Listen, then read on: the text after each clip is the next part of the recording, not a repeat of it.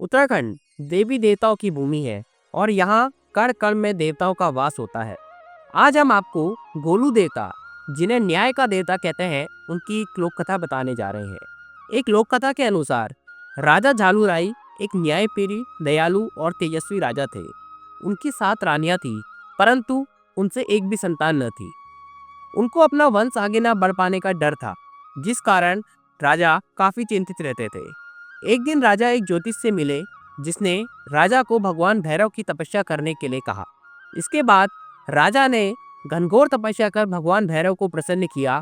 भगवान भैरव ने दर्शन देकर राजा की तपस्या का कारण पूछा।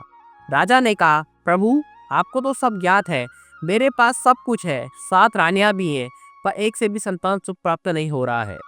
यह बात सुन भगवान भैरव ने कहा, राजा, तुम उदारवादी और तेजस्वी राजा हो, परंतु तुम्हारे जीवन में संतान सुख नहीं है। पर क्योंकि तुमने मुझे प्रसन्न कर संतान सुख का वरदान मांगा है, तो मैं तुम्हें निराश नहीं करूंगा। मैं स्वयं तुम्हारे घर पर पुत्र स्वरूप जन्म लूंगा, परंतु इसके लिए तुम्हें 8वां विवाह करना होगा। यह सुन राजा बहुत प्रसन्न हुए और भगवान भैरव से पूछा कि वह कौन सौभाग्यशाली स्त्री होगी जिसके गर्भ से आप जन्म लेंगे। इस प्रश्न पर भगवान भैरव ने कहा कि उचित समय आने पर तुम्हें स्वयं यह ज्ञात हो जाएगा कि तुम्हारी 8वीं पत्नी कौन होगी। कई दिन बीत गए, पर राजा को वह स्त्री नहीं मिली जिससे वह विवाह कर सके। एक दिन राजा शिकार पर गए हुए थे। पूरे दिन शिकार के पश्चात उन्हें प्यास लगी, तो सेवकों से उन्होंने पानी मांगा, लेकिन वहां पर पानी खत्म हो चुका था। इसलिए सेवक पानी की तलाश में निकल गए और काफी देर तक जब वह वापस नहीं लौटे, तो राजा खुद उनकी तलाश में एक तालाब के किनारे पहुंचे, जहां उनके सिपाही मूर्छित पड़े हुए थे।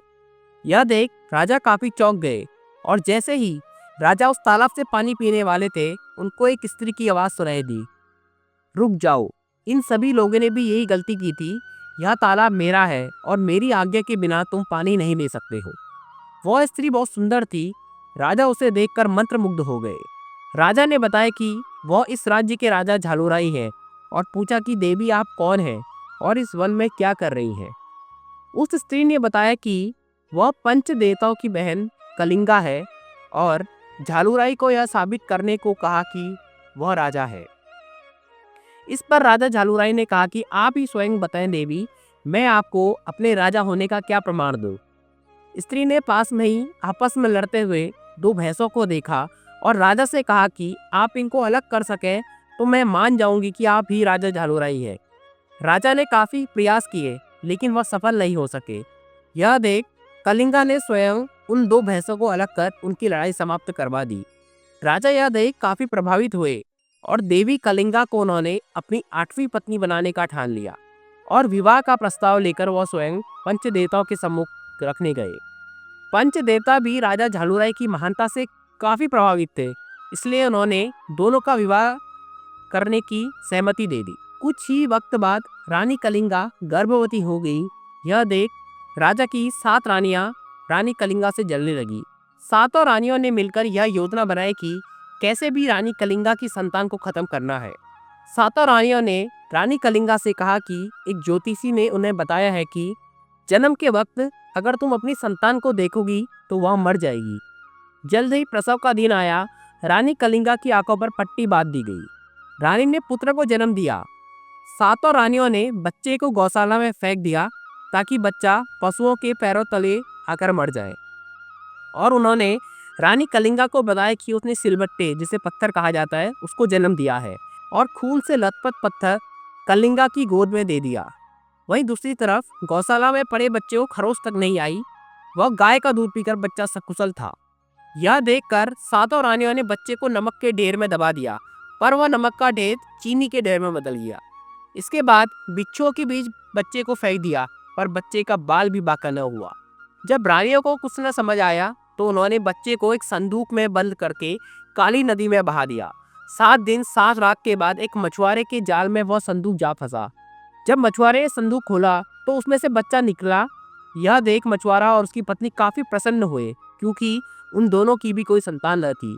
दिन बीतते गए, वह लड़का बड़ा हो चुका था। वहीं दूसरी तरफ राजा झालूराई अपनी किस्मत से काफी निराश थे। एक दिन लड़के को अपने सपने में ज्ञात हुआ कि वह राजा झालूराय के पुत्र हैं और उनकी सौतेली माओ के साथ सातों रानियों ने धोखा किया है और धोखे से उन्हें अपने माता पिता से दूर कर दिया है। साथ ही उसे अपने जीवन का उद्देश्य, उसकी जन्म से जुड़ी घटनाएं सब कुछ याद आने लगा। सब कुछ शांत होने के पश्चात लड़का अपने माता पिता के पास गया और अपने माता पिता से उसने घोड़े की मांग की। मछुआरा गरीब था, घोड़ा खरीद पाने में सक्षम न था, तो वह लकड़ी का घोड़ा ले आया। लड़का अपने भगवान भैरव के अवतार को जान चुका था, जिस कारण उसमें देवी व चमत्कारी शक्तियां आ चुकी थी। तो लड़के ने अपने चमत्कार से लकड़ी के घोड़े को जीवित कर दिया और घोड़े को लेकर राजा झालूराय की राजधानी की तरफ चल पड़ा। राजधानी के किनारे ही एक तालाब के किनारे सातों रानियां बैठी हुई थी। यह देख लड़के ने अपने घोड़े को फिर से लकड़ी का घोड़ा बना दिया और रानियों के पास जाकर बोला कि हटो यहाँ से, मेरे घोड़े को पानी पीना है। रानियां यह देखकर हैरान थी कि लड़का काट के घोड़े को पानी पिलाने के लिए लाया है। उनमें से एक रानी बोली कि बालक, तुम पागल हो क्या? लकड़ी का घोड़ा कैसे पानी पी सकता है? यह सुन लड़का बोला, अगर इस राज्य की रानी एक सिलबट्टे पत्थर को जन्म दे सकती है, तो क्या मेरा लकड़ी का घोड़ा पानी नहीं पी सकता है? रानियां लड़के का दुस्साहस देख काफी क्रोधित हुईं और लड़के की शिकायत उन्होंने राजा से की। लड़के को पकड़कर राजा के सम्मुख महल में लाया गया। राजा ने लड़के से पूछा कि क्या तुम्हें इतना भी ज्ञात नहीं है कि काठ का घोड़ा पानी नहीं पीता है? इस पर लड़के ने कहा, जब इस राज्य की महारानी एक पत्थर को जन्म दे सकती है, तो क्या मेरा लकड़ी का घोड़ा पानी नहीं पी सकता? साथ ही लड़के ने बताया कि वही राजा की इकलौती संतान है, जिसे सातों रानियों ने मिलकर मारने की कोशिश की थी। साथ ही भगवान भैरव और राजा के बीच हुई बातों के बारे में भी बताया, जिसे सिर्फ राजा झालूराय ही जानते थे। सब बात सुन राजा को लड़के की बातों पर यकीन आ चुका था कि वही लड़का ही उनकी संतान है। साथ ही राजा क्रोधित होकर सातों रानियों को उसने कारावास में डाल दिया। सातों रानियां चीखने और पुकारने लगी। वह रानी कलिंगा और राजा से क्षमा याचना मांगने लगी। बालक के कहने पर राजा ने सातों रानियों को माफ कर दिया। कुछ वक्त पश्चात बालक युवा हो चुका था। राजा झालूराय के पश्चात उन्होंने राज्य का भार संभाला और अपने तुरंत व सही न्याय के कारण ही उन्हें न्याय का देवता कहा गया। गोलू देवता का प्रसिद्ध मंदिर उत्तराखंड राज्य के अल्मोड़ा जिले के चितई नामक स्थान पर स्थित है।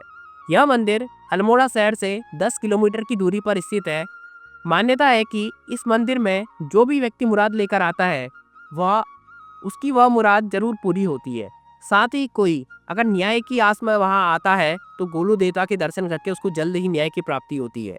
मुराद पूरी होने के पश्चात यहाँ घंटी चढ़ाने की भी मान्यता है, इसलिए मंदिर के प्रांगण में लाखों घंटियां टंगी हुई नजर आती हैं। अल्मोड़ा के चितई मंदिर से जुड़ी एक पौराणिक मान्यता यह भी है कि चंद राजवंश के राजा बाज बहादुर के सेनापति का नाम गोलू देव था, जो कि अपनी वीरता के कारण प्रसिद्ध थे। किसी युद्ध में वीर गति पाने के बाद उनके सम्मान में ही अल्मोड़ा के चितई मंदिर की स्थापना की गई। चंपावत जिले में कई जगह गोलू देवता को अपना इष्ट देव माना जाता है तथा 9 दिन तक उनकी वहां पर पूजा भी की जाती है। आपको हमारी ये जानकारी कैसी लगी, नीचे कमेंट बॉक्स में ज़रूर बताइए।